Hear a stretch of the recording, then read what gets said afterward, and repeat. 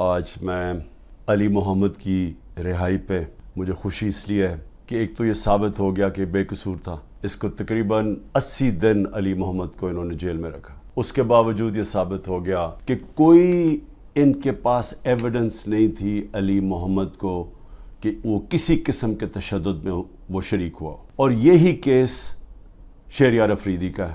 وہ بھی اس کو بھی بیل مل گئی ہے. وہ بھی ایچ کیو کیس جو ہیڈ کوارٹرز کا تھا اس میں سے بھی وہ ان کے پاس کوئی ایویڈنس نہیں تھی. میں سلام کرتا ہوں جج صاحب کو کیونکہ مجھے پتہ ہے کس طرح کا پریشر ہے اس وقت ہماری عدلیہ کے اوپر. میں سلام کرتا ہوں اس لیے کہ آج کل کے زمانے میں حق اور سچ پہ کھڑا ہونا آسان نہیں ہے.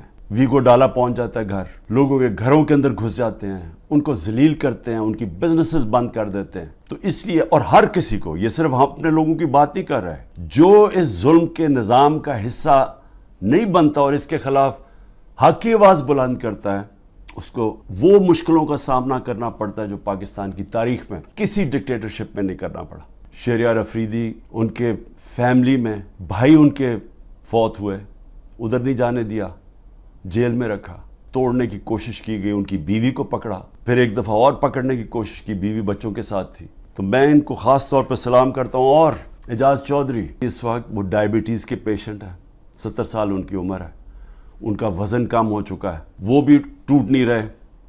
میاں محمود رشید ہارٹ کنڈیشن ہے، ان کو چیسٹ پینز ہوئی، ہسپتال گئے، اس کے باوجود وہ کھڑے ہیں. ڈاکٹر یاسمین کینسر کی سروائیور ہیں، عمر ان کی تقریباً 75 سال ہے، وہ اس وقت کی وہ بیٹھی ہوئی ہیں اور ان کو کیا عمران خان کے خلاف وعدہ معاف گواہ بن جاؤ کہ عمران خان نے کہا تھا جا کے جلا دو. جس طرح 3-4 بچوں کو پکڑا انہوں نے، ان کو کہا جی عمران خان نے کہا تھا کہ کور کمانڈر گھر بھی جلانا ہے اور پھر وہ کوئی کاغذات ہیں وہ بھی جلانے ہیں. یعنی لوگوں کو یہ بالکل سمجھتے ہیں کہ بھیڑ بکریاں، کوئی عقل ہی نہیں ہے عوام میں کہ وہ عمران خان کہے گا جی کور کمانڈر کے گھر میں کوئی کاغذات پڑے ہیں جو جلوانا ہے. اور ان سے یہ 164 کا بیان لیا. تو یہی کوشش کریں ڈاکٹر یاسمین سے، وہ بھی کھڑی ہوئی ہیں. لیکن جو میں سب سے زیادہ عمر چیمہ جس طرح کا ان کو پر تشدد کیا گیا، ان کی بیوی گئی کورٹ ہیئرنگ کے اوپر، ان کو پکڑ کے جیل میں ڈال دیا، وہ بھی کینسر سروائیور ہیں. ایک ان کا ایک رنگ باز ہے جس کو میں پولیٹیشین بھی نہیں کہتا، جو جب ڈیفنس منسٹر تھا اور فورن منسٹر تھا دبئی سے تنخواہ لے رہا تھا.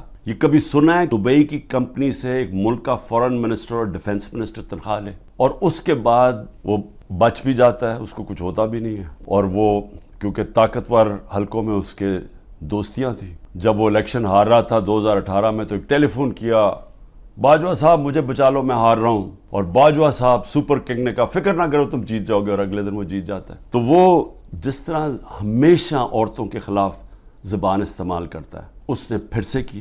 ڈاکٹر زرکا نے، سینیٹر ڈاکٹر زرکا نے جواب دیا، ان کی 2 کلینکس وہ بند کر دی. اس سطح پہ کون کرتا ہے؟ ہماری ڈاکٹر سیما ایم پی کراچی کی، ان کے گھر پہنچ کے ان کی کلینک اس کو بند کر دیا. ہماری سمابیا ایکس ایم پی، اس کے گھر کے اوپر پولیس پہنچ گئی. انہوں نے جو سب سے بات جو چھپا لی، جس کے اوپر اصل بات ہونی چاہیے کہ این سی اے نے ملک ریاض کا جو پیسہ تھا وہ فریز کیا کیوں؟ وہ منی لانڈرنگ کی وجہ سے نہیں کیا.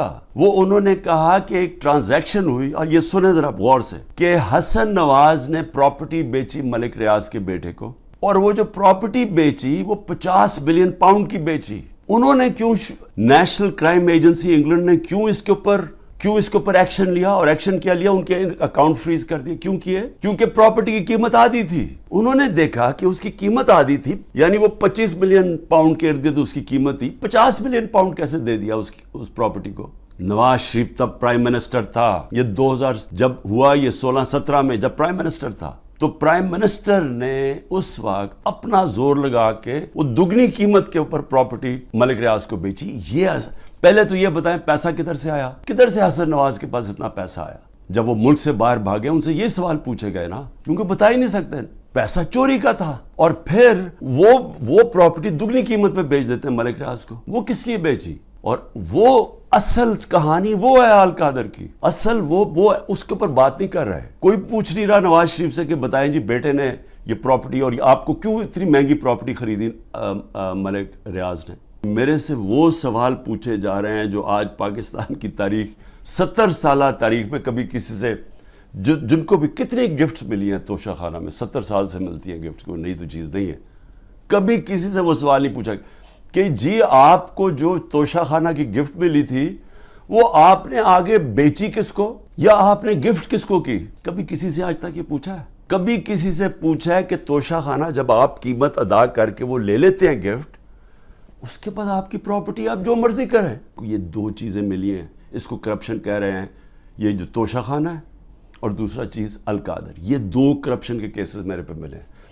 ان 3.5 سال میں جب نواز شریف پرائم منسٹر بنا تھا 17 اس نے فیکٹریاں بنا چکا تھا 3.5 سالوں میں، اور سرکاری بینکوں سے قرضے لیتا تھا، فیکٹریاں بنا لیتا تھا اور بعد میں وہ قرضے معاف کروا لیے، اور جو پیسہ دیا وہ 20 سال کے بعد واپس جو تھوڑا سا اور مارک اپ معاف کروا کے وہ بھی تھوڑا سا پیسہ دیا. ان سے کبھی پوچھا؟ زرداری اس ٹائم کے اندر مسٹر 2 سال میں اس کو مسٹر 10% ساری دنیا کہنا شروع کر دی تھی کہ ہر چیز پہ کمیشن کماتا تھا. تو یہ دو چیزیں ملی ہیں 3.5 سال میں، اور انشاءاللہ یہ میں ثابت کروں گا جب کیس آگے بڑھے گا، لیکن موقع دینا چاہیے مجھے پوری طرح جواب دینے کا. 16 روپے یونٹ بجلی تھی جب ہم گئے اپریل کے اندر، آج بجلی 50 روپے یونٹ پہ پہنچ گئی ہے. آپ ذرا پوچھیں تنخواہ دار لوگوں سے کہ ان کے اوپر آج کیا گزر رہی ہے. یہ کون ذمہ دار ہے اس کا؟ وہ جنہوں نے سازش کر کے گورنمنٹ گرائی تھی. آٹا 55 روپے 60 روپے سے پہنچا ہے آج کے جی 150 روپے پہ. چاول دگنی قیمت ہوگی جو چاول تھے. چینی ہمارے دور میں بڑا شور مچا، چینی چور. ہم نے انکوائری کروائی، چینی کی قیمت 80 روپے تھی، آج چینی 160 روپے پہ پہنچ گئی ہے.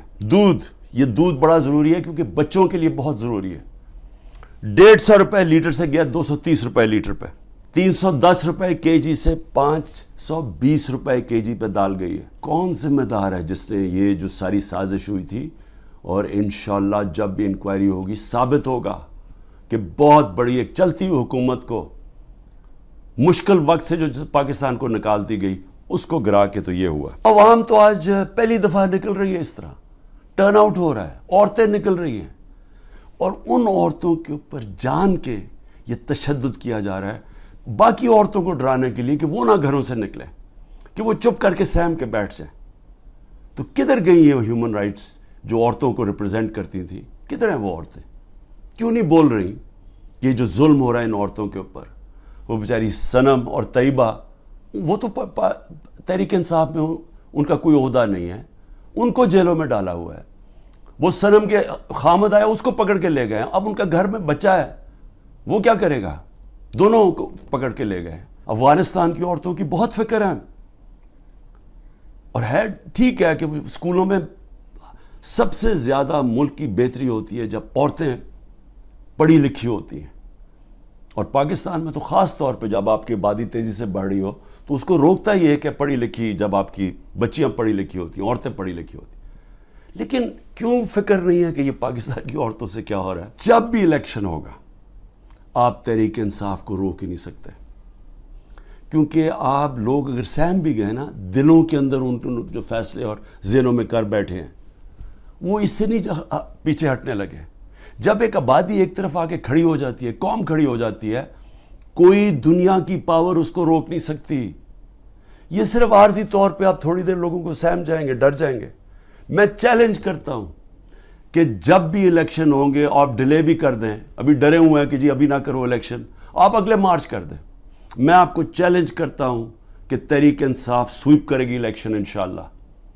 مجھے جیل میں ڈال دیں، ڈسکوالیفائی کر دیں، جیتنا تحریک انصاف نے، کیونکہ قوم فیصلہ کر بیٹھی ہے. اور یہ جتنے آپ حربے استعمال کر رہے ہیں، آپ تحریک انصاف کا ووٹ بینک اور بڑھتا جا رہا ہے. لوگ بیوقوف تو نہیں ہیں، قوم تو دیکھ رہی ہے کیا ہو رہا ہے، اور قوم کے اندر غصہ ہے. ایک معاشی طور پہ ان کا قتل کر دیا ہے، ایک مہنگائی ان کو لے بیٹھی ہے، ایک 30 سال سے وہ شکلیں دیکھ رہی ہیں جو ملک کو لوٹ کے پیسہ باہر ان کا پڑا ہوا ہے، اور پھر ان کے اوپر خوف طاری کیا ہوا ہے کہ جناب ہم آپ مایوسی پھیلائی ہوئی ہے کہ تحریک انصاف جیت نہیں سکتی. عمران خان کے اوپر کانٹا مارا ہوا ہے. کانٹا صرف عوام کسی کے اوپر مارتی ہے، اور کوئی بھی انشاءاللہ جب بھی الیکشن ہوگا، کوئی بھی جب عوام کی رائے طے کر لیتی ہے، فیصلہ کر لیتی ہے عوام، آج تک دنیا کی تاریخ میں عوام کے خلاف کوئی نہیں جیتا.